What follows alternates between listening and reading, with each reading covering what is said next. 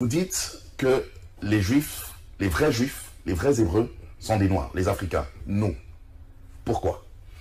D'accord, merci. Je voudrais saluer les téléspectateurs de Congo Web et qui nous suivent actuellement et dire que nous sommes si heureux de partager ce thème avec eux.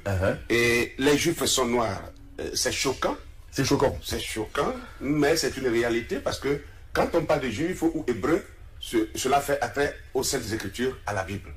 Parce que la Bible, nous savons bien que Dieu a donné sa parole à un peuple donné. La Bible dit que Dieu a regardé parmi tous les peuples, il a choisi, n'est-ce pas, une nation. Une nation. Voilà, qui devait, n'est-ce pas, être appelée la nation élue, le peuple élu. Et c'est à ce peuple élu que Dieu a confié sa parole.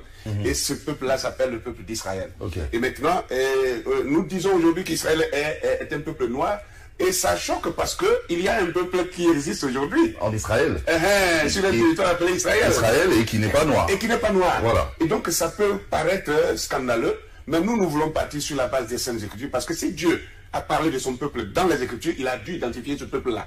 Il a dû identifier ce peuple-là. Que disent justement les Saintes Écritures? Premièrement, il faut d'abord enlever l'obstacle qui fait l'écran dans la mémoire des gens actuellement, parce que dès qu'on dit que les Hébreux sont noirs ou les Juifs sont noirs, directement tout le monde tourne ses regards vers Israël, en Palestine, et on voit que ce sont des Blancs. Alors donc on se dit, mais qu'est-ce que ces gens-là racontent là? Est-ce que ce n'est pas des hérésies là?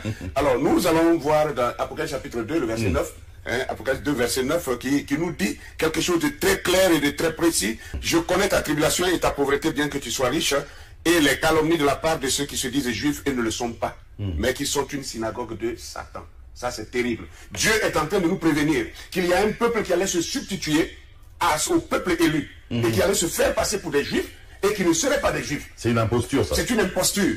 Mais qui sont une synagogue de Satan, c'est-à-dire des adorateurs de Satan. Une synagogue, c'est un endroit où les juifs se rassemblent pour adorer. Mais Dieu précise que ce sera les gens de la synagogue de Satan. Ça, c'est terrible. Et nous devons faire attention à cela parce que, alors là, si on ne fait pas attention, on risque de prendre le faux pour le vrai.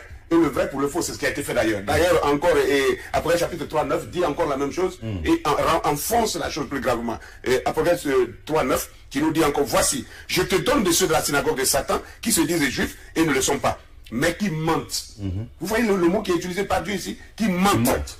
Voici, je les ferai venir se prosterner à tes pieds et connaître que je t'ai aimé. Alors, Dieu dit, je te donne de ceux de la synagogue de Satan.